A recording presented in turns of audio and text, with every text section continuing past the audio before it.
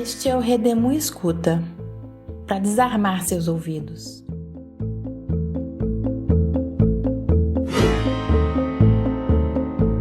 Redemoinho Escuta é um podcast idealizado, produzido e financiado pelo Coletivo Redemoinho, e eu sou a Rita Almeida, uma das fundadoras do coletivo. Se você quiser saber mais sobre o nosso trabalho e a proposta dessa série de podcasts, é só escutar o trailer do programa e o episódio de abertura. No programa de hoje, escutaremos Dante, nome fictício dado a um eleitor do Bolsonaro, entrevistado por meio de ligação telefônica gravada em 20 de julho de 2021. Dante tem 47 anos, é solteiro, se identifica como branco, homossexual e de classe social média-baixa. Mora no interior de São Paulo, é professor de língua portuguesa e literatura, mas atualmente está afastado do trabalho em auxílio-doença. Afirma que não votou em ninguém no primeiro turno, mas votou em Bolsonaro no segundo turno. Depois de escutarmos Dante, eu estarei numa conversa com Fernando Horta, historiador pela Universidade do Rio Grande do Sul, mestre e doutor em História das Relações Internacionais, bolsista de pós-doc da Universidade de Denver e professor da Universidade de Brasília. Segue, então, a reconstituição do fragmento da entrevista que fizemos com Dante, encenada por Ana Cristina Campos, membro do nosso coletivo, e o ator João Antônio. Lembrando que todas as falas foram retiradas da transcrição da entrevista original. Dante, eu queria começar a nossa conversa perguntando para você o que levou você a votar no Bolsonaro. Minha motivação em votar em Bolsonaro era porque só tinham duas opções, ou era o PT ou era o Bolsonaro. Como eu não tenho nenhuma atividade com o comunismo, então eu votei no PT. Eu não quero comunismo no país. E o que é o comunismo para você? O comunismo, para mim, é o que o Lula fez com o país. Ele tirou tudo e não devolveu absolutamente nada. Roubou muito. Deu muito dinheiro para países estrangeiros e deixou a saúde numa calamidade total. Porque eu sempre fui do SUS, né? Eu acompanhava minha mãe na rede pública desde que ela precisou. E eu sou soro positivo e faço tratamento no SUS. O comunismo é o que eu senti na pele, né? É aquilo que li depois na Lava Jato. Ele roubou muito e patrocinou o tráfico de drogas. Então você se considera um capitalista? Para mim, capitalismo não agrada muito, porque continua sendo muito para poucos e pouco para muitos.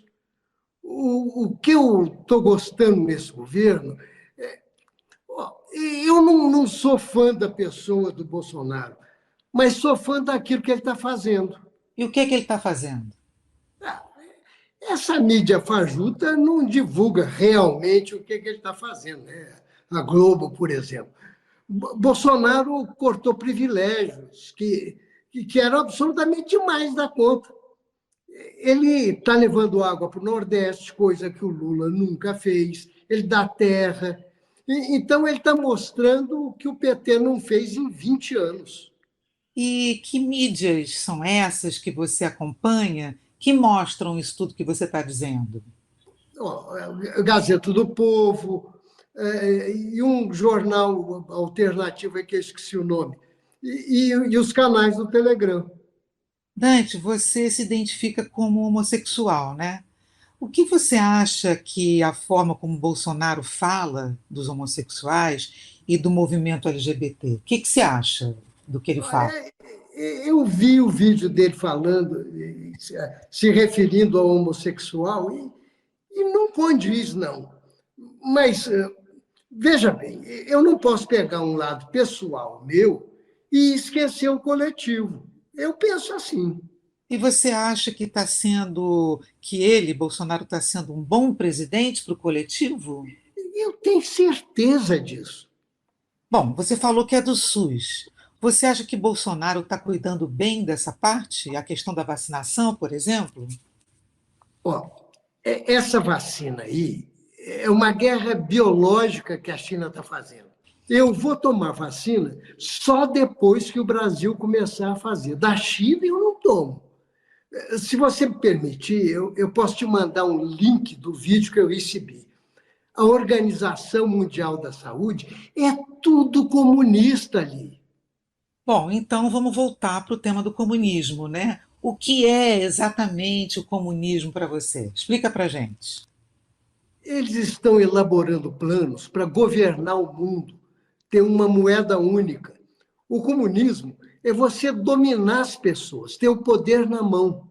Eles mapeiam, eles enganam as pessoas. Por exemplo, o Lula enganou com fiéis. As pessoas começaram a comprar as coisas, e aí?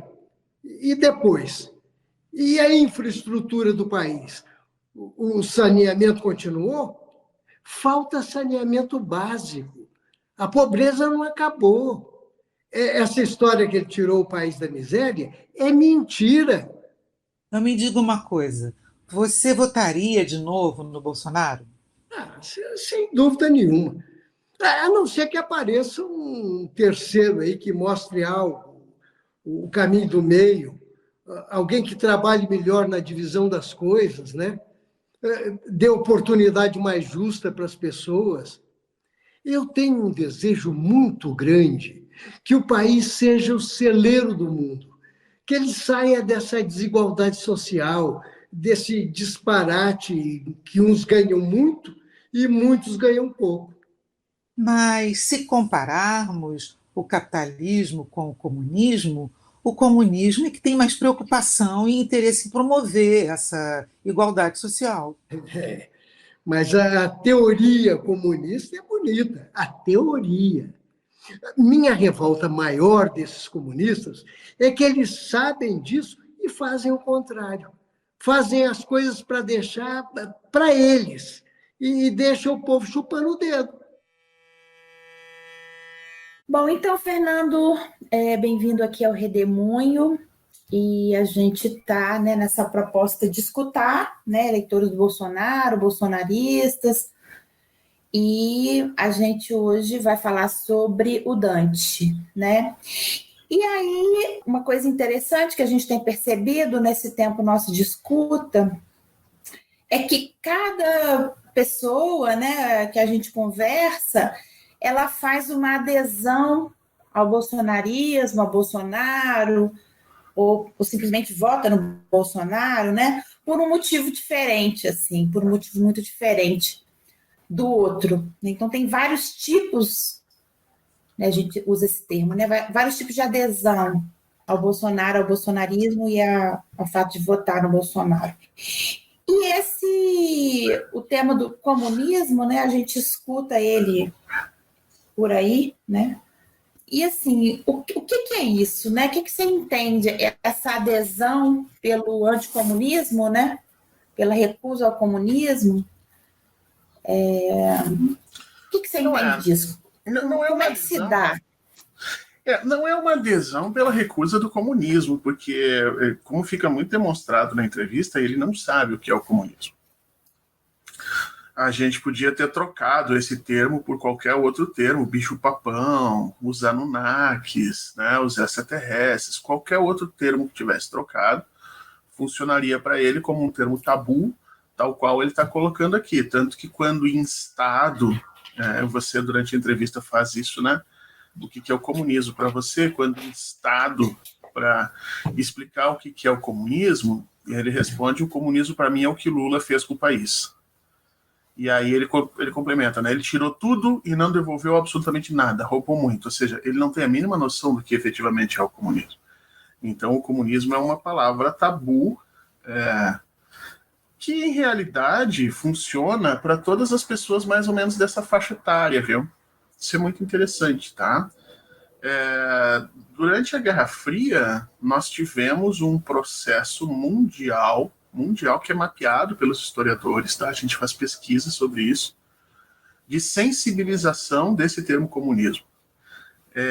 A Margaret Mead, provavelmente tu conhece, né? Antropóloga, socióloga. Ela, logo depois da Segunda Guerra Mundial, ela foi contratada pelo governo norte-americano para fazer uma série de pesquisas que eles queriam tornar os Estados Unidos... Primeiro, eles queriam saber se aquilo que tinha acontecido na Itália e na Alemanha poderia acontecer nos Estados Unidos. Porque a ideia é que, como os Estados Unidos tinha no seu cerne o princípio da liberdade, isso era completamente diferente do que era a Itália e a Alemanha, logo aquilo que tinha acontecido lá não aconteceria nos Estados Unidos. E a Margaret Mead conduziu algumas pesquisas dentro dos Estados Unidos, não só chegou à conclusão de que aconteceria nos Estados Unidos, como efetivamente estava em curso, que existiam grupos de extrema-direita dentro dos Estados Unidos já com aqueles tipos de pensamento. Em seguida veio a tese dos dois demônios, né? Aquela ideia de dizer que o nazismo e o comunismo eram a mesma coisa, e isso funcionou muito para os norte-americanos, porque daí eles redirecionaram a pesquisa da Margaret Mead e de outros cientistas sociais, não era só ela, mas direcionaram ela para responder a pergunta de como a gente podia imunizar a população norte-americana, tanto do nazismo quanto do comunismo, né? E a primeira coisa que ela deu são três grandes ações de Estado que ela pede que se faça, e os norte-americanos cumprem essas três, né? A primeira das grandes ações de Estado é não permitir que os indivíduos ficassem soltos na estrutura política, portanto, incentivar sempre uma ligação com o mundo político, fosse através de associações de bairro, fosse através de movimentos culturais, fosse através de movimentos políticos locais, fosse através de, enfim, movimentos sociais. Eles chegaram à conclusão que esses pensamentos de extrema-direita, eles se davam por representação em pessoas que estavam alijadas da estrutura política, por isso que ele era tão forte, né? Porque a pessoa se via representada naqueles ideais como nunca tinha antes se visto. E isso foi feito, inclusive a gente mapeia lá o governo norte-americano pagando e financiando, inclusive, movimentos sociais contrários ao próprio Estados Unidos. Existem documentos mostrando o governo norte-americano financiando, por exemplo, grupos de panteras negras. E a desculpa era essa, que é preferível você financiar um engajamento social e político genuinamente norte-americano do que permitir aquelas pessoas ficarem flutuando, vamos dizer assim, no sistema político, né? Porque daí seriam presas fáceis, segundo os estudos da Margaret Mead, para o nazismo e o comunismo. Mas a segunda coisa, são três, né? Eu não vou falar das três, não dá muito tempo aqui, mas a segunda coisa, que é a coisa mais importante, era a criação de uma sensibilidade, né? Uma sensibilização com relação ao comunismo, através do reforço constante de valores contrários ao que era a sociedade ocidental, de tal sorte que você marcava, obviamente, a diferença entre socialismo e capitalismo. E esse processo se dava desde o início das escolas até em filmes em Hollywood. Hollywood foi muito utilizada para fazer isso durante muito tempo, tá? De tal sorte que os indivíduos acabavam alinhando tudo aquilo que eles acreditavam de bom com o modo de vida ocidental e tudo o que era perverso com o modo de vida comunista. Mas o que fez com que o comunismo, essa ideia do anticomunismo, fosse tão aceita, né, pelo bolsonarismo, o que a gente chama de bolsonarismo, né? Como que foi que isso foi tão bem utilizado por essas pessoas para poder criar, né, um construto, né, para a eleição do Bolsonaro? Em realidade, o Bolsonaro ele é formado nessa época, né? Ele vem de uma academia militar em que efetivamente esse era uma das chaves simbólicas de interpretação do mundo, né? E a partir daí a gente tem que entender que esse tipo de mensagem ele é passado para a sociedade exatamente por uma classe média, né? Que normalmente é uma classe que para quem o trabalho é essencial na construção da riqueza e que se preocupa muito mais com aquilo que pode perder do que efetivamente com o que pode ganhar, né? A gente vai ver, tem um livro muito clássico na sociologia, deixa eu... é um livro, né, sobre... Deixa eu pegar aqui o nome do autor, agora me fugiu, até é vergonhoso esquecer o nome do autor. Isso, do Mills, né, do Charles Wright Mills, White Collar, The American Middle Class, onde ele vai descrever, esse livro é de 56, ele vai descrever essa classe média. E uma das coisas que ele mostra é exatamente isso. Há uma aversão a perder coisas muito maior do que ganhar. Então isso dá um perfil conservador para essa classe média, né? E aí, perceba que quando ele fala do comunismo, ele atrela exatamente ao perder, né? Então, o Lula fez com o país, ele tirou tudo e não devolveu nada. Deu dinheiro para países estrangeiros e deixou a saúde em calamidade, né? Perceba, é sempre a noção do perder e não ganhar. Essa é uma noção muito clássica da classe média, que transforma eles em conservadores, eles, portanto, são arredios ao capitalismo, eles não se tornam empreendedores por isso, é o medo da derrota, né?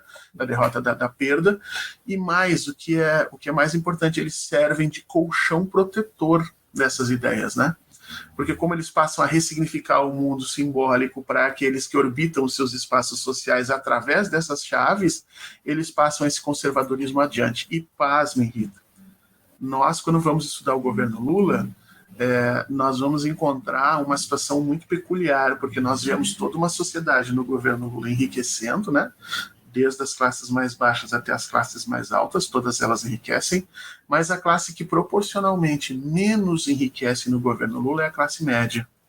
Enquanto os pobres tiveram um ganho substancial percentualmente, né, para poder sair da zona de fome, e enquanto banqueiros e os grandes empresários tiveram ganhos também gigantescos, a classe média proporcionalmente teve um ganho menor. Então ela ficou espremida e ela, na percepção social dela, ela viu os pobres ascenderem de forma muito mais rápida e muito mais fácil do que essa classe média pôde chegar próximo dos ricos, que ela nunca conseguiu. Então, de forma comparativa, a classe média acha que foi prejudicada. E a gente mostra isso nos estudos. Então, isso foi um dos pontos importantes que acabou fazendo com que esse discurso bolsonarista tivesse uma relação com a realidade simbólica compreendida desses grupos e esse conservadorismo viesse à tona. Não que ele não existisse, mas ele viesse à tona a partir, então, do discurso do Bolsonaro. Tem uma outra coisa interessante, né, na fala do Dante, que também a gente escuta, né, por aí, é que ele tem, né, esse discurso anticomunista, meio sem saber, né, muito do que está falando, mas, ao mesmo tempo, ele se diz um usuário do SUS, ele fala da importância do SUS, inclusive, né, pela sua própria condição ali, de precisar, como soro positivo, né, de usar o serviço.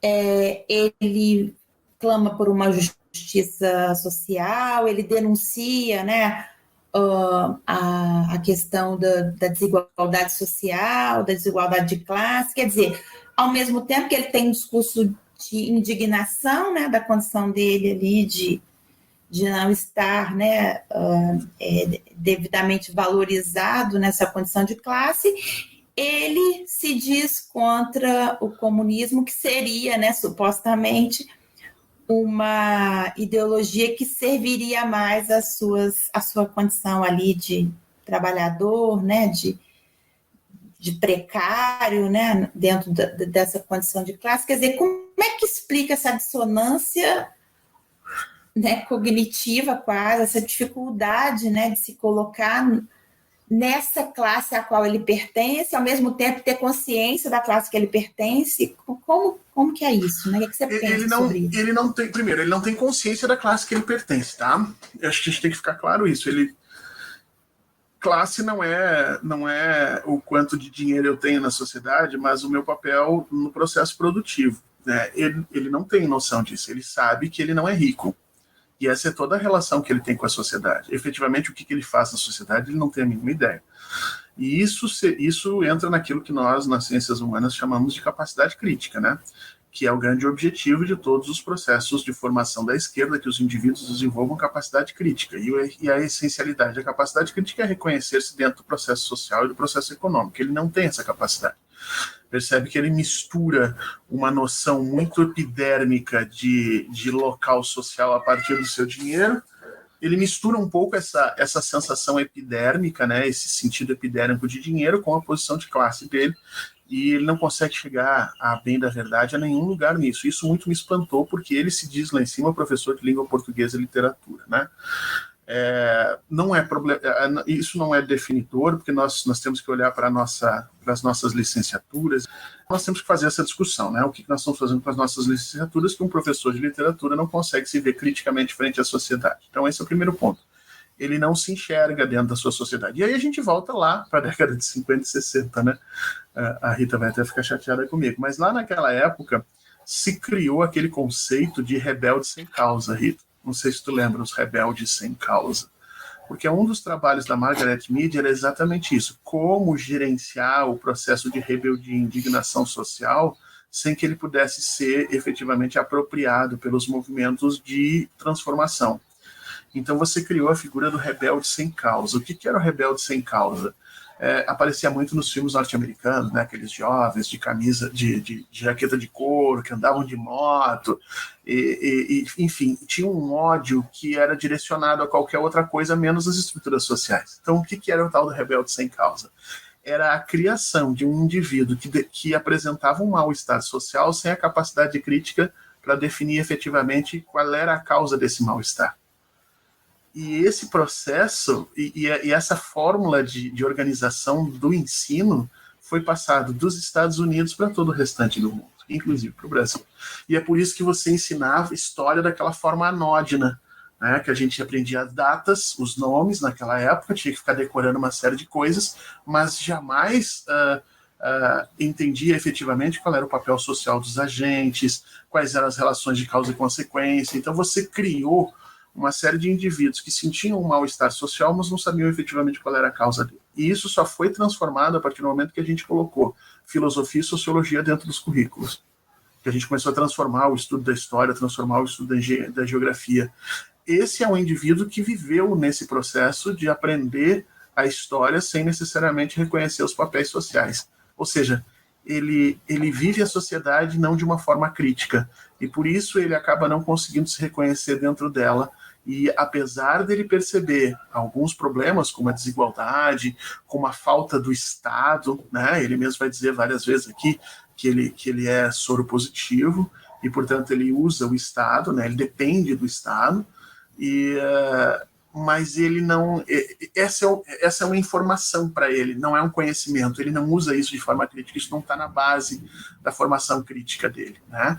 E aí você percebe que anos e anos de um ensino equivocado que nós fizemos no Brasil, nós criamos pessoas assim, pessoas capazes de deter um mal-estar social sem reconhecer efetivamente as relações de causa e efeito que dão vazão a esse mal-estar. E essas pessoas acabam sendo presas fáceis para esses discursos populistas, né, que apontam para um lado e dizem, olha lá, tá lá o ladrão, então vai todo mundo em cima do ladrão. E a corrupção, especificamente, é um desses símbolos históricos utilizados, né, para demonização do meu inimigo político, e elipse, vamos dizer assim, do sentido crítico das pessoas. Isso historicamente aconteceu no Brasil desde a década de 30, 40, e sempre por aí continua. Você falou essa coisa do rebelde sem causa, né? E é interessante, porque isso é uma característica, assim, quase geral, né, de todos que a gente tem entrevistado, né? A gente frequenta também alguns grupos, né, bolsonaristas. Tem todo um discurso revolucionário, de que eles estão fazendo uma transformação e que eles sabem de coisas que as pessoas não sabem, né? Que as pessoas comuns não sabem. E eles entendem de processos e conhecem verdades que a gente não conhece. Então, o que a gente chama aí das fake news, né? E as grandes teorias conspiratórias, ou pequenas, né? Que eles criam, são todos pautados nisso, né? Eles sabem coisas que nós mortais, nós comuns, pessoas que não estão entendidas, não sabem. Então, assim, estou dizendo isso porque essa mesma afirmação que você faz, eles também fazem sobre nós, né? De que nós é que não sabemos, nós é que não entendemos, nós é que não vemos o que eles veem, né?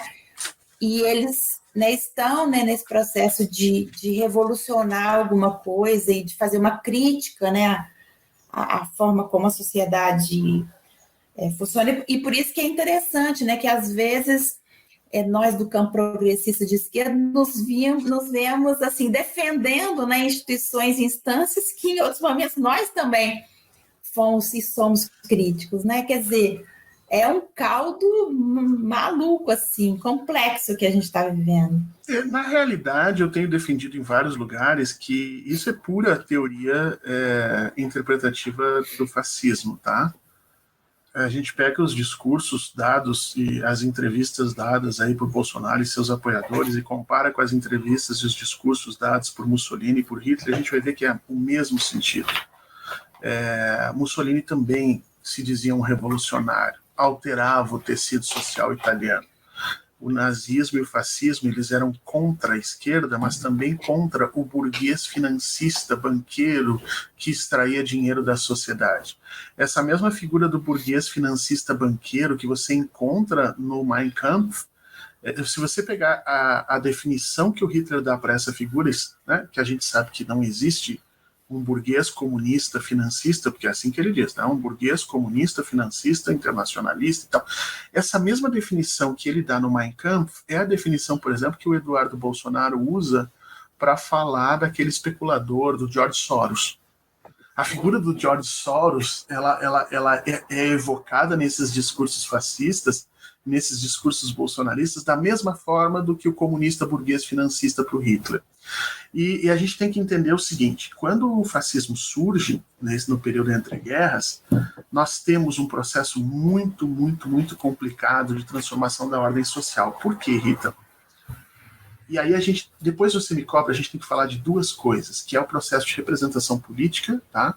E o processo de ressignificação da linguagem, que também é muito clássico na estrutura fascista. Bom, mas vamos lá. O que se vivia ali naquele momento? Naquele momento, ou seja, no período entre guerras, nós temos o choque de duas hierarquias sociais que buscavam o poder político. Então você tem, por um lado, as hierarquias do capital, né?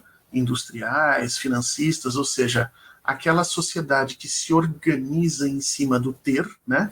Ter capital, ter dinheiro, ter fábrica, ter terra, e eles têm uma hierarquia própria para isso, né? A gente, quando vai olhar, por exemplo, as publicações da Forbes, a Forbes todo ano coloca lá as 100 pessoas mais ricas do mundo. O que é isso? É alguma informação para fazer a gente passar vergonha? Não. É um processo de hierarquização das estruturas do capital. É dizer e mostrar para as pessoas, existe aqui uma relação de hierarquia estabelecida pelo capital. E essas hierarquias disputavam o poder político no início do século XX com as antigas hierarquias burocráticas liberais, que não eram pessoas ricas, mas são pessoas mais ou menos como Omar Aziz, como Renan Calheiros, entendeu? Pessoas que historicamente estão ligadas à máquina burocrática, que não são ricas, mas eles têm milhões. Gente, eles têm milhões, vocês pararem de trabalhar, eles não vivem desses milhões, entendeu? Eles não estão próximos do Lehman, eles não estão próximos do Gerdau. Então, essas elites burocráticas disputavam com essas elites do capital, nesse início do século XX, o processo a gerência do processo decisório político, né? Mas no início do século XX também surge com muita força essa nova hierarquia, a hierarquia da representação dos movimentos proletários.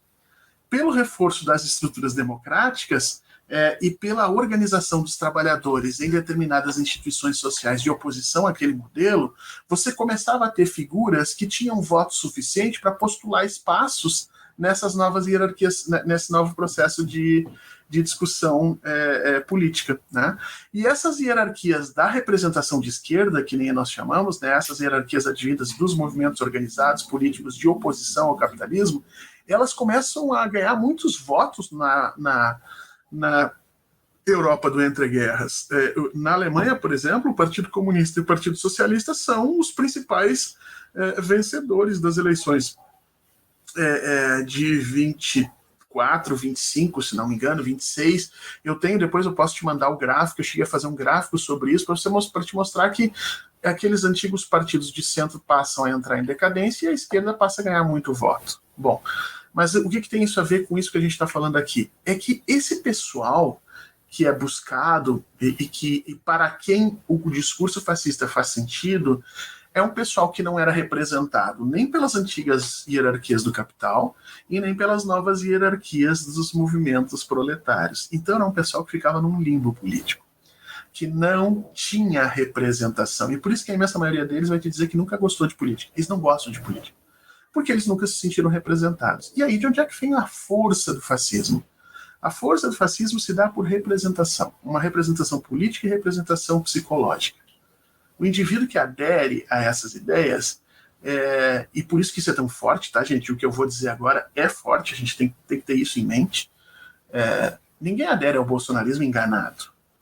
As pessoas aderem ao bolsonarismo porque se sentem representados pela primeira vez na história. Antes do bolsonarismo, não se sentiam representados, ou seja, Lula não representava, Renan Calheiros não representa, o PSDB, Fernando Henrique Cardoso não representa. A partir de um determinado momento surge uma criatura que rompe com essas ordens sociais, né? Porque quem é Bolsonaro na fila do pão? Bolsonaro causa certo impacto até entre o meio militar. Como assim um ex-capitão expulso, né? De repente está lá comandando generais. Quer dizer, essa alteração das ordens sociais é muito característica da estrutura fascista e ela acaba servindo como ponto de representação política para esses indivíduos que de outra forma jamais tinham participado. E esse sentimento, gente, é um sentimento muito forte. Sabe aquilo que nós sentimos quando a gente olha o nosso candidato, seja ele qual for, e ele está dando lá aquele discurso que te levanta o pelo, né? Que você olha e diz assim, meu Deus, esse cara me representa. Aquele sentimento que você tem de dizer, olha, eu vou trabalhar por esse cara em qualquer... É exatamente o sentimento que esses grupos bolsonaristas têm. E isso é pura teoria de representação fascista. Isso já aconteceu em outras épocas. E para isso acontecer, veja, o primeiro passo para isso acontecer é a alienação do indivíduo de qualquer forma anterior de representação. Então, a primeira coisa que o fascismo faz é convencer os indivíduos de que nada do que existia antes dele, fascismo, representava essas figuras. E para isso ele precisa alterar, ele precisa trabalhar o processo de ressignificação da linguagem. A gente pega isso muito facilmente nas obras do Carl Schmitt, por exemplo. O Carl Schmitt é o grande pensador, jurista, sociólogo, né, do nazismo. E o Carl Schmitt tem vários textos discutindo o conceito de democracia. Ele, por exemplo, vai dizer que aquele sistema de democracia que existia lá no início do século XX, né, as pessoas votando nos seus representantes, aquilo ali era uma ditadura da representação. Olha que interessante o termo que o Carl Schmitt usa. É uma ditadura da representação. O Carl Schmitt vai dizer, olha, são sempre as mesmas pessoas que são eleitas, eles não têm nenhuma forma de prestação de contas ao povo, não existe nenhuma outra forma de controle sobre os mandatos, e o que nos chama de democracia, em realidade, é um processo ditatorial. E aí o Carl Schmitt vai dizer, o que nós estamos propondo, essa representação política por similaridade através dessa relação entre o líder e as massas, essa é a verdadeira democracia. Perceba que no início do século XX, o Carl Schmitt ele está discutindo o sentido de democracia e ditadura. E mais do que discutindo, ele está invertendo esse sentido, que é exatamente o que os movimentos bolsonaristas fazem no Brasil. Nós estamos vendo pessoas saindo na rua, pedindo intervenção militar para defender a sua liberdade, e dizendo que nós vivemos numa ditadura do STF e da Rede Globo. É o mesmo sentido de discussão. E aí, Rita, para a gente não se estender muito nisso, uma das características do fascismo é o processo de ressignificação linguística. Eles estão o tempo todo disputando significados. E quanto mais nós acharmos que isso é uma bobagem, acharmos que ele é louco, que eles são loucos e são desimportantes, mais eles ganham espaço. Então, nos últimos 10 anos, se você for parar para pensar, eles ganharam o conceito de família, eles ganharam o conceito de segurança pública, eles ganharam o conceito de nacionalismo, eles ganharam o conceito de pátria, eles ganharam o conceito de defesa da vida. Todos esses pontos simbólicos acabam fixando na cabeça das pessoas um sentido de aproximação e representação com esse campo da extrema-direita. De tal sorte que quando nós ouvimos alguém defender esses pontos, a gente diz, isso é bolsonarista. Da mesma forma, quando eles ouvem o discurso da esquerda, eles imediatamente associam como se esse discurso não defendesse essas coisas. Então, alguém que é de esquerda não fala sobre família, alguém que é de esquerda não fala sobre segurança pública, alguém que é de esquerda... E nós permitimos esse gap. Nós permitimos a construção dessa percepção. Eu tenho dúvida se nós tivéssemos lutado por esses sentidos e essas palavras desde o início, se nós teríamos obtido algum sucesso, porque o que a gente vai ver historicamente é que na Alemanha não se obteve, na Itália não se obteve, nos movimentos fascistas na Inglaterra ou nos Estados Unidos não se obteve espaço, né? Não se obteve vitória sobre isso. Mas o fato da gente ter entregue esses campos simbólicos para eles sem luta torna a nossa capacidade de discussão e de comunicação com essa gente hoje muito precária, porque a gente cedeu esses espaços basicamente sem luta. Nós acreditamos que todos os indivíduos no Brasil eram dotados do mesmo princípio crítico de entendimento social, e compreendia que o maior problema do Brasil era a fome e desigualdade social. E não foi isso que aconteceu. A imensa maioria das pessoas, especialmente dessas classes médias urbanas, não entendiam a fome e a desigualdade social como problemática. Então a gente ficou jogando areia num buraco extremamente fundo e acabou que pareceu que não aconteceu nada. Você falou aí dessa comunicação, né? Então, assim, porque o objetivo nosso aqui é exatamente esse, né? Melhorar a nossa escuta, né? Dessas pessoas, né? Disso que está acontecendo, para reatar uma comunicação, né? Para promover um diálogo. Quer dizer, então eu queria te perguntar, né? Como então você pensa que a gente pode reatar a comunicação com essas pessoas? Por exemplo, o Dante é uma pessoa sensível à questão da presença do Estado, né? Ele usa o SUS, né? Ele, inclusive, disso depende a vida dele, né? Ele tem um discurso, né, que fala sobre igualdade social, né, sobre justiça, que são pautas de esquerda, né? Essas são pautas que a gente, né, vamos dizer, defende, né, que nós do campo progressista, do campo de esquerda, defendemos, né? Ou, né, até a pergunta final que eu falo, mas isso se parece muito mais com o comunismo do que... E aí, né, eu sei que a ideologia do comunismo é bonita, né, ele fala assim, mas o que vocês estão fazendo é outra coisa, né?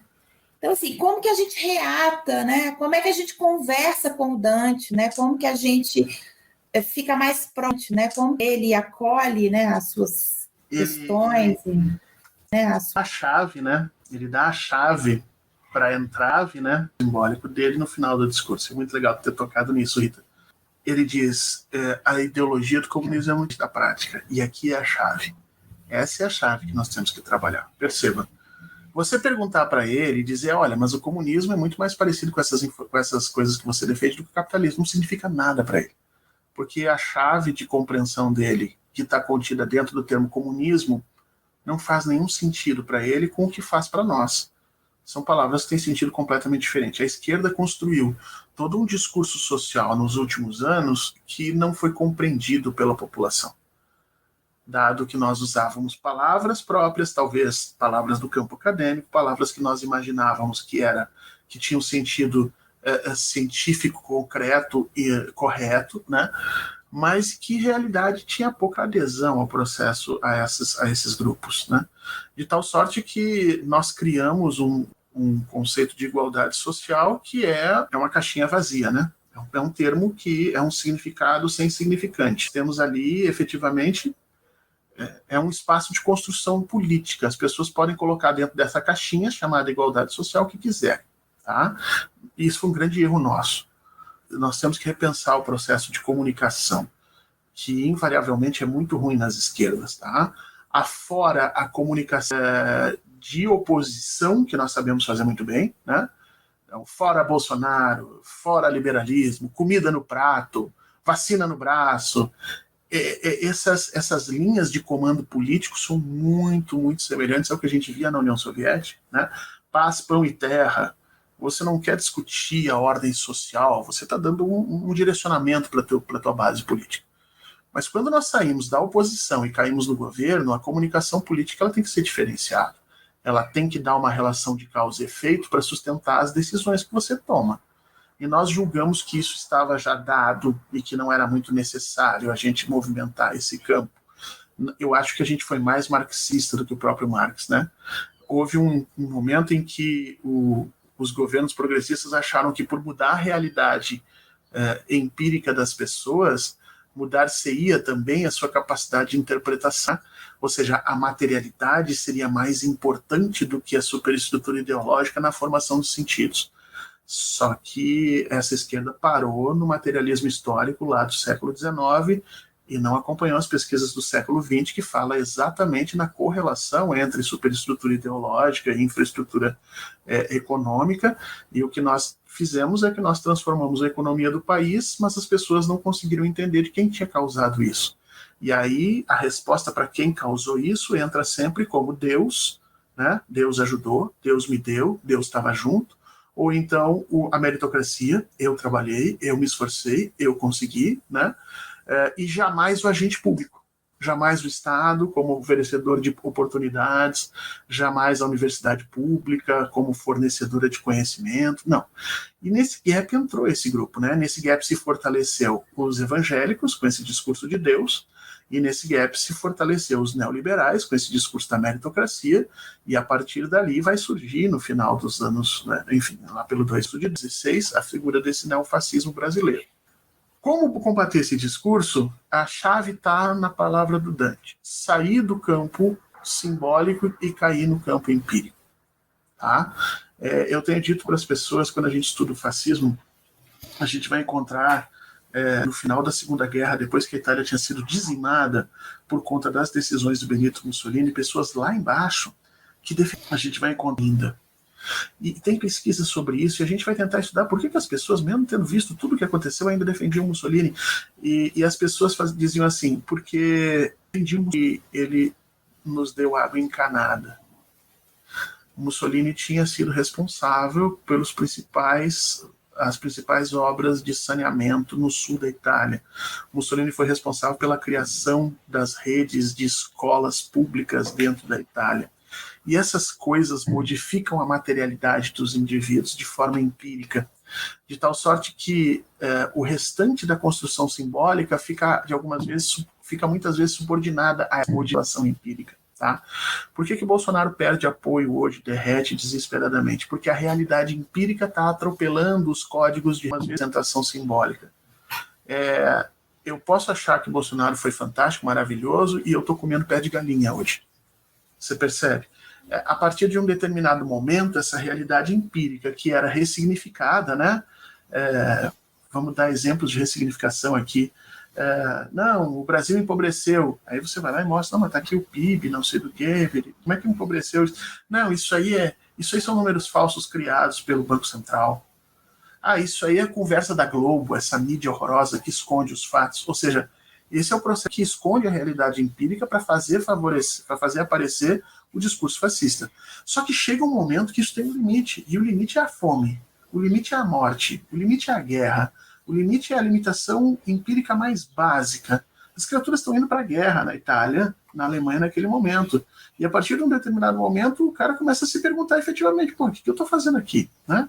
A mesma coisa está acontecendo no Brasil hoje. As pessoas estão morrendo por Covid, as pessoas estão passando fome, as pessoas estão desempregadas, as pessoas estão vendo seus filhos sem condições de irem para o colégio, né? E aí, gente, aquela defesa simbólica que tinha sido feita, o Brasil já estava quebrado, não, empregada, aquilo ali era a Globo que escondia, isso vai perdendo força no colégio, porque não interessa se o Brasil estava quebrado ou não está quebrado, o cara está comendo pé de galinha hoje, o cara não está conseguindo pagar a luz, o cara está cozinhando com álcool porque não consegue pagar o gás. E esse processo da pessoa descer do mundo simbólico para o mundo empírico, ela vai causar, e já está causando nesses apoiadores de Bolsonaro, um sentimento que eu chamo de traição. Né? Eu digo que o fascismo ele passa por 3 momentos psicológicos. A gente vê os 3 momentos sempre em todas as situações. O primeiro momento é a promessa, né? O segundo momento é a partilha, e o terceiro momento é a traição. A promessa de que nós vamos construir um mundo melhor, seja lá o que isso signifique, porque nunca ninguém discute o que é o mundo melhor, né? Ou o Brasil melhor. É uma promessa aberta que Bolsonaro é a traição. Os fascistas também fizeram, o Mussolini dizia a mesma coisa da Itália, seja lá o que mais. E essa promessa, ela congrega a gente. A segunda é a partilha, né? Por que o discurso fascista busca, por exemplo, da arma? Porque existe a partilha do monopólio legítimo da força do Estado. Então, todo fascista ele é sócio de Bolsonaro nesse país. E qual a arma que ele tem para se associar a Bolsonaro? A violência. E por isso que ele se sente, então, legitimado para espancar o seu vizinho, que é negro, que é homossexual, para bater em aluno de universidade pública que supostamente está matando aula, para espancar a grevista que está ferrando a economia, para entrar dando porrada dentro de um hospital, supostamente os médicos e enfermeiros estão inflando os números da Covid, porque todo bolsonarista se sente parte, sócio do poder legítimo de uso da força do Estado, né? E isso o Bolsonaro faz o tempo inteiro. Simbolicamente, dar a arma é isso. Simbolicamente, tirar foto com um taco de beisebol é isso. É dizer, eu estou disposto a ir às vias de fato para transformar esse país. Esse é o segundo momento, o momento da partilha, né? E o terceiro momento é quando a realidade empírica atropela o mundo simbólico e esses indivíduos passam a se sentir traídos. E a gente está vendo isso hoje nas redes. Né? De pessoas se sentindo traídas pelo Bolsonaro e demonstrando ódio. Gente, não é à toa que Mussolini morreu espancado pela população, linchado e exposto para que todo mundo pudesse chutar, bater e continuar fazendo aquilo. Não é à toa que Hitler vai acabar se suicidando exatamente para não enfrentar essa situação e que nazistas e fascistas na Itália eram, logo depois do final da Segunda Guerra, e submetidos a julgamentos ali da população, alguns até tremendamente injustos, porque eram pessoas que não eram nazistas, não eram fascistas, mas o ódio que isso que se faz depositar no tecido social, ele tem que sair de alguma forma. E ele sai através desse momento da traição, né? Quando a realidade empírica atropela os processos sensoriais de representação e de entendimento da realidade, o indivíduo não consegue mais explicar por que o Brasil com o Bolsonaro está crescendo, o Lula era pobre, se ele efetivamente hoje come pé de galinha e não tem dinheiro para pagar a escola do filho nem para pagar o gás, né? A partir daí passa a haver um deslocamento entre a explicação e a empiria dele num nível tão fundamental que o processo de representação simbólica deixa de ser significativo e o cara meio que acorda. Ele se sente traído, e aí quando ele se sente traído, ele vem para a base da violência. Então, como é que nos lutar e conversar e reativar as nossas relações políticas com essa gente? É cair no empírico. Jamais faça o bolsonarista fazer autocrítica. E esse é um problema da esquerda na ferida, né? A gente bota o dedo lá dentro e nossa primeira conversa é: e aí, viu a merda que você fez? Quando você faz isso, você liga um mecanismo de defesa desse bolsonarista que é uma defesa de si, porque ele apoiou Bolsonaro por representação psicológica e política. Então, na realidade, ele apoiou a si mesmo. Mas, nesse momento, ele vai preferir defender o erro do que se mostrar exposto e submetido a você numa conversa. Não, realmente, eu sou um bosta, eu sou um monstro, eu apoiei esse cara. Não, você nunca vai ouvir isso dele. Talvez você vá ouvir isso de uma pessoa muito crítica, muito capaz, mas normalmente essas pessoas muito críticas, muito capazes, não apoiaram o Bolsonaro. Então, quando você começa o diálogo exigindo dele uma autocrítica, e nós fazemos isso o tempo inteiro de diversas maneiras, você começa o diálogo acionando uma apoio de travamento desse diálogo, em que leva esse indivíduo a se defender apoiando o Bolsonaro, mesmo sabendo no seu íntimo que está errado. Mas ele vai fazer isso. Então, o que eu digo para as pessoas? A comunicação tem que se dar no nível empírico, por associação, por partilha e por aceitação. Então, a primeira coisa que você tem que perguntar para o cara é: como é que está a realidade? Está comendo melhor? Deu para pagar a luz? Deu para pagar a conta esse ano? Eu não sei como é que está você, entendeu, Rita? Você que é apoiadora do fascismo, de Bolsonaro. Rita, querida, eu não sei como é que você está vivendo, mas esse mês eu não consegui pagar o gás. Eu já começo conversando com a Rita, mostrando para ela os pontos que nos unem e não os que nos separam. E eu convido a Rita a uma reflexão no campo do empírico, não no campo do simbólico. Eu tenho que partir do empírico para o que você está vivendo, mas esse mês é um caminho, e não o gás. Interpretação deles do mundo para a reconstrução do mundo empírico. Porque se eu fizer o caminho inverso, esse caminho já está colonizado pelo discurso bolsonarista. Então eu começo convidando a Rita: vem comigo. Vem comigo entender o mundo. Olha, eu não consegui pagar o gás hoje. Porque, gente, isso é outra coisa que eu digo para as pessoas. Tá ruim para nós, tá ruim para eles. Nós vivemos na mesma sociedade. Não tem uma lei no Brasil que diz assim, não, o bolsonarista paga R$ 25 o gás, o resto tudo paga 120. Não existe isso. Tá ruim para eles também. E você convida eles a essa jornada. Tá ruim? Como é que tá o gás? Tá comendo melhor? Por que tu tirou teu filho da escola privada? Por que agora ele tá indo para a escola pública? Eu tive que tirar o meu porque eu não tive condições de pagar. Não tem uma pessoa que trabalhava comigo, não trabalha mais, não dava dando para pagar mais. E aos poucos você vai acionando essa chave da empiria, a chave que vai levar a jornada. É um processo de reflexão. E fazendo isso, você está dando a ela a condição dela se redimir do que fez sem se destruir psicologicamente. Porque nós na esquerda somos cruéis. Nós queremos não só o voto dos bolsonaristas, nós queremos o voto dos bolsonaristas com a submissão política, com a submissão psicológica e talvez até com um alto flagelo nas ruas das hordas bolsonaristas se chicoteando e dizendo eu errei, eu votei no monstro. E, gente, isso nunca vai acontecer. Isso nunca vai acontecer. Nem que Bolsonaro apareça aqui como um pedófilo, não vai acontecer isso, porque a pessoa se protege. E para você ter uma ideia disso, lembra que quando acusaram Lula, antes de nós todos termos provas, o que nós fizemos? Antes de nós termos provas, porque as provas foram sendo construídas depois, nós todos saímos a defender, sem as provas. E aí esse mesmo comportamento que nós tivemos lá atrás, nós julgamos que os bolsonaristas... Mas é muito diferente. Não, é muito diferente hoje.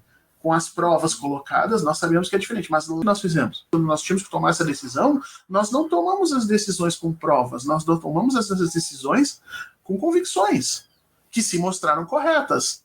Mas veja, se mostraram durante o processo histórico. Com o bolsonarismo, ainda precisam ser mostradas corretas. Ah, mas elas estão aí a toda hora batendo na frente hoje, é por isso que ele está desidratando. E é por isso que hoje ele tem 50%, 60% de pessoas que querem a saída dele.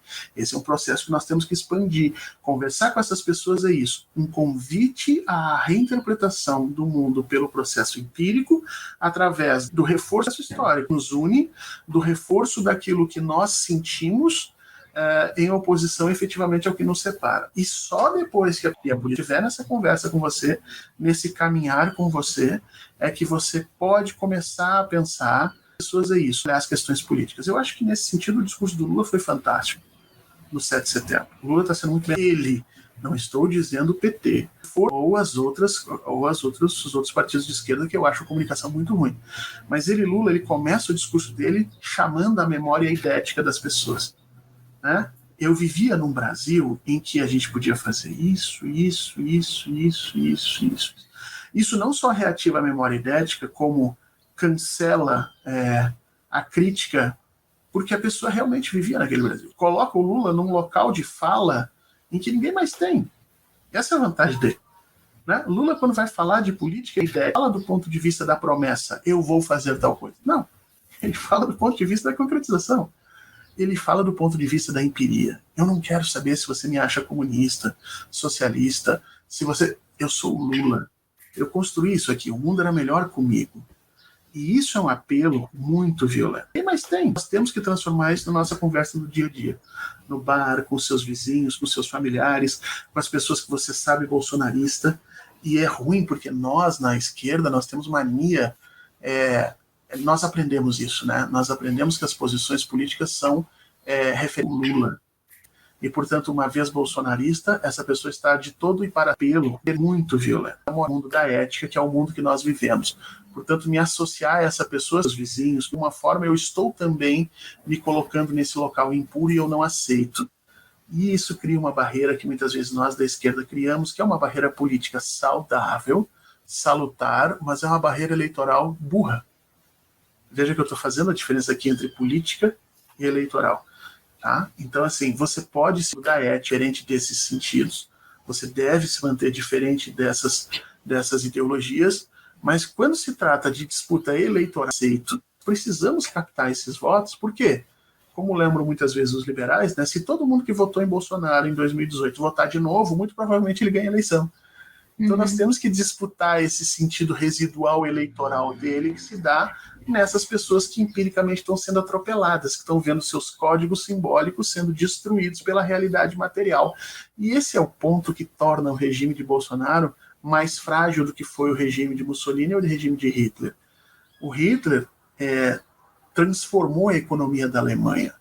Basicamente, houve um crescimento monstruoso, deu emprego para as pessoas.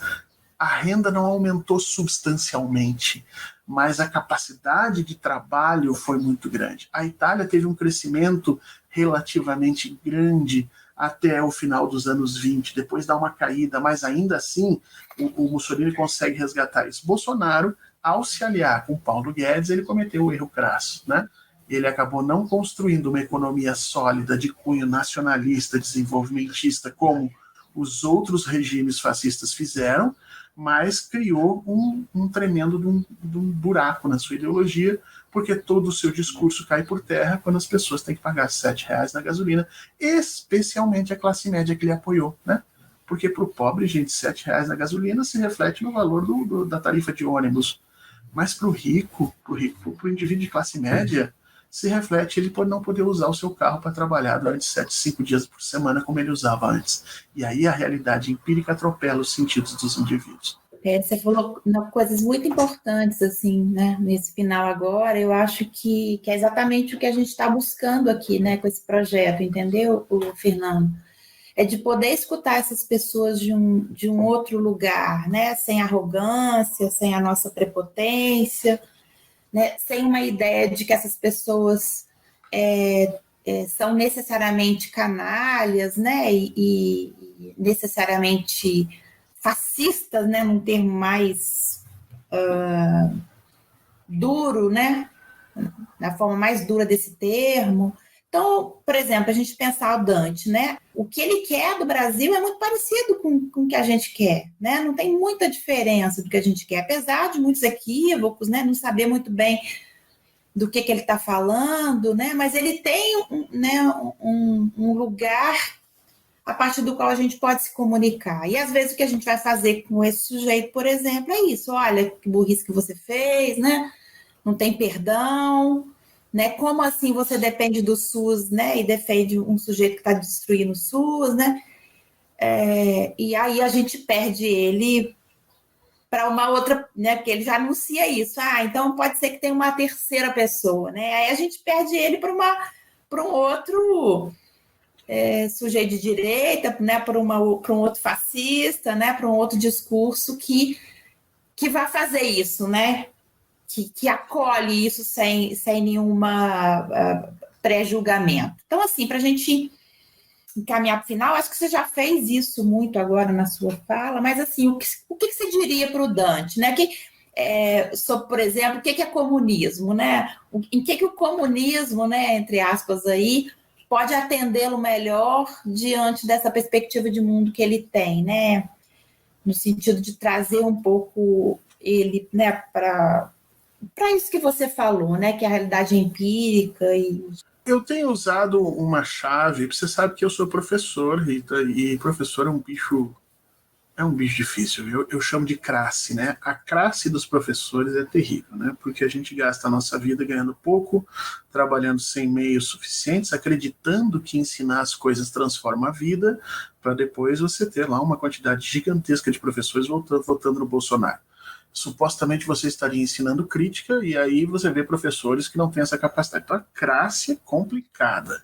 Nós não conseguimos nos fazer respeitar porque não temos representação política. Enfim, é uma bagunça, né? Eu tenho usado isso muito no DF. O que nós temos que fazer é afastar as chaves que nos separam, né? Quando eu vou conversar com as pessoas, vem aquela situação: você é petista, não sei o quê, e eu sempre digo assim: olha só, presta atenção.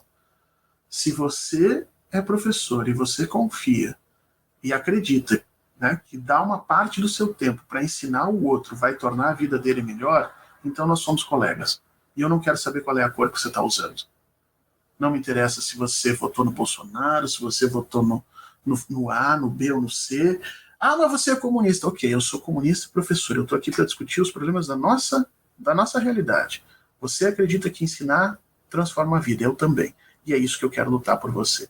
Eu saio da chave simbólica de oposição, batida e rebatida, peço que ele ressignifique o mundo dele a partir da ótica do, né, do bottom-up, ou seja, da parte de baixo para cima, que ele me reconheça como um indivíduo que seja professor. Ele até pode não gostar de mim, não tem problema nenhum. Imagina que eu sou um comunista teu amigo, né? Assim como a gente tem também amigos em coisas que a gente não gosta, mas a gente tem um objetivo comum.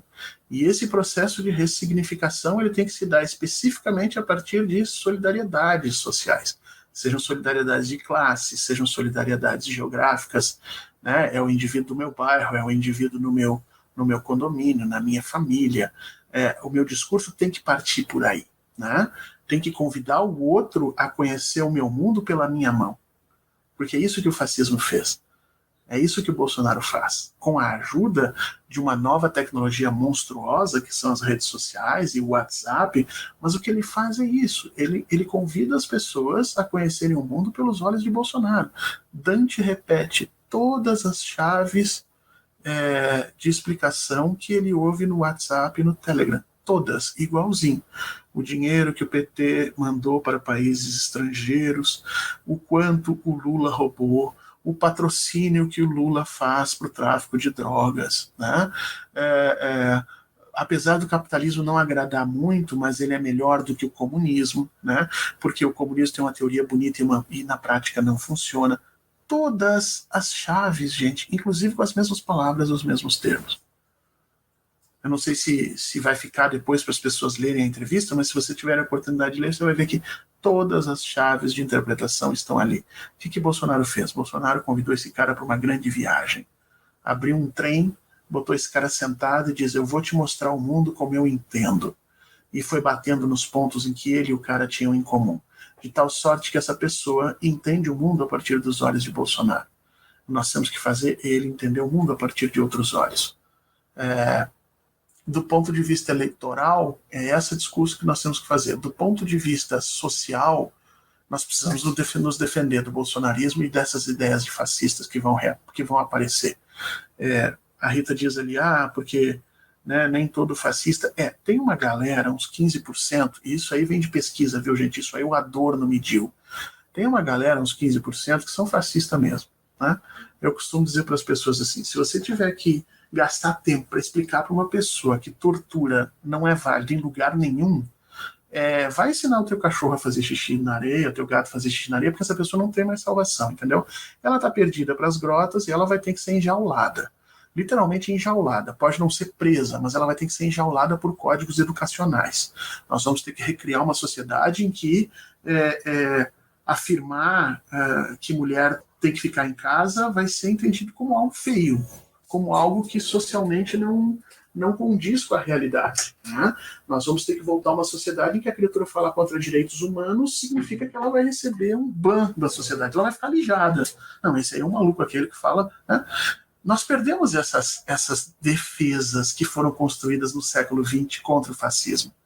Se você parar para pensar, antes era feio falar contra os direitos humanos. Hoje as pessoas não só falam, como se sentem orgulhosas de estarem falando. E essas são as jaulas que eu chamo, né?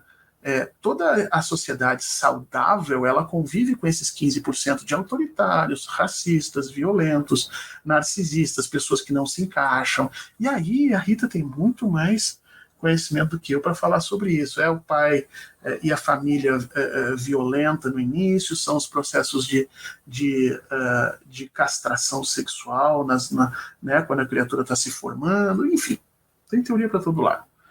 Mas, afora esses 15% com o qual nós não conversamos, e não gaste seu tempo, viu, gente? Não gaste seu tempo. Mesmo que seja um familiar, uma pessoa, um amigo próximo, não gaste seu tempo. Nós temos que partir da sociedade de alguns consensos. Então, você começa perguntando assim, nós concordamos que a vida é um valor maior do que a morte, é isso? Sim, concordamos. Ok, então policial matando pessoas não é correto, tá? Não, mas se o cara for... Bom, se você botou um sim é porque a gente já não concorda nesse ponto e aí a gente não começa nem a conversar. Né? Se nós conseguirmos voltar a esses acordos básicos sociais, nós vamos ver que uma parcela significativa dos bolsonaristas não são esses bolsonaristas raiz, não são esses fascistas. São pessoas como Dante, que têm um mal-estar social, uma malaise social, né? E que não sabem efetivamente quais as relações de causa e efeito eles querem. Mas veja, eles querem uma mudança. É como se você quisesse, como se nós e eles quiséssemos produzir a cor violeta, roxa. Mas nós sabemos quais são as cores que a gente mistura para dar o violeta, eles não sabem. E aí eles vão misturando qualquer coisa e o que der mais próximo de violeta, eles vão dizendo que é violeta e vão embora. O que nós temos que fazer é isso, entendeu? Esse grupo maior de apoiador do bolsonarismo, ele também quer uma alteração social, ele também entende que a sociedade brasileira é tremendamente desigual, ele também percebe que a fome é algo ruim, que a educação é ruim no Brasil, né? Apesar de todos os esforços que tenham sido feitos, ele entende tudo isso, entende que a economia está um horror, que está com falta de emprego, mas ele, como não relaciona muito bem as relações de causa e consequência e não sabe os mecanismos sociais, ele inventa soluções. E a solução, obviamente, é quebrar a Globo, é destruir o comunismo, é acabar. E, gente, o que nós temos que fazer é recuperar essa galerinha, essa galera, através da ressignificação desses indivíduos e dizer, olha, vamos conversar, vamos sentar e conversar, né? E para isso a gente tem que recuperar alguns pontos de consenso e evitar chaves linguísticas, chaves psicológicas de oposição, né? E eu acho que o essencial aqui é esse. Não exija autocrítica. Receba esses indivíduos, obviamente não os que defendem a tortura, tá? Essa galerinha que defende a tortura, você deixa num canto, manda pastar, entendeu? Mas o restante, receba-os. Eles estão sofrendo tanto quanto nós, e acho que até mais.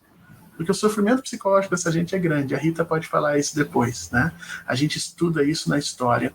Tem estudos muito legais sobre as pessoas que vivenciaram o nazismo e o fascismo, que apoiaram aquilo, e como é que elas vivem os próximos anos. E aquilo vai martirizando elas.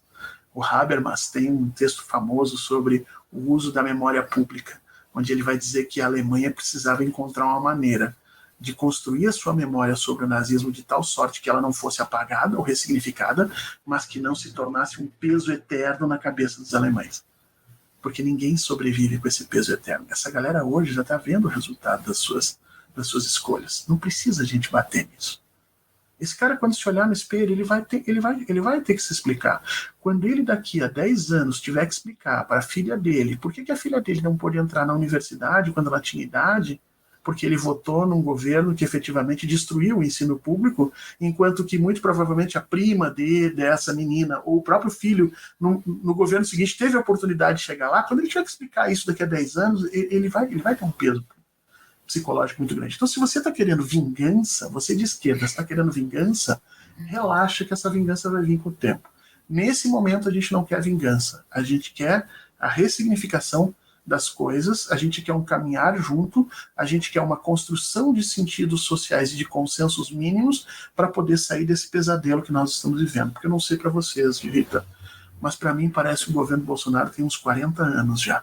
40, 45, essa porcaria não acaba e a gente fica ali sentindo, né, como se tivesse nos enfiado uma faca e cada dia essa faca entra um pouquinho mais, um pouquinho mais, um pouquinho mais. É literalmente uma tortura, né? Exato.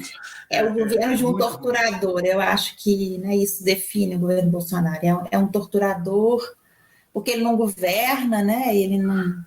Não, e ele está sempre disputando os sentidos com a gente, nunca há um momento de consenso, entendeu? Tá, ganhou a eleição, maravilha, agora governa. Não, ele está sempre discutindo os sentidos, ele está sempre mantendo as coisas em pé de guerra, ele está sempre exigindo atitudes políticas adversas da nossa parte, ele está sempre atacando os nossos direitos, ou seja, está muito cansativo. Está cansativo no Brasil a gente sentar e pensar nas nossas coisas. Ah, eu quero fazer uma pós-graduação, eu quero escrever um livro, eu quero arrumar minha casa, eu quero... A gente não consegue, porque você levanta de manhã e você tem que se manifestar sobre alguma coisa que esse louco trouxe à baila, entendeu? E todos os dias é uma coisa, todos os dias é uma discussão, e isso é muito cansativo. Por isso que, de fato, parece que nós estamos vivendo 40 anos nisso. E se a gente entrar por essa discussão de bater de frente com esses bolsonaristas, a gente leva mais tempo para reorganizar a nossa sociedade. E não é esse o nosso objetivo agora, pelo menos assim eu penso. Este é o Redemoinho Escuta, para desarmar seus ouvidos.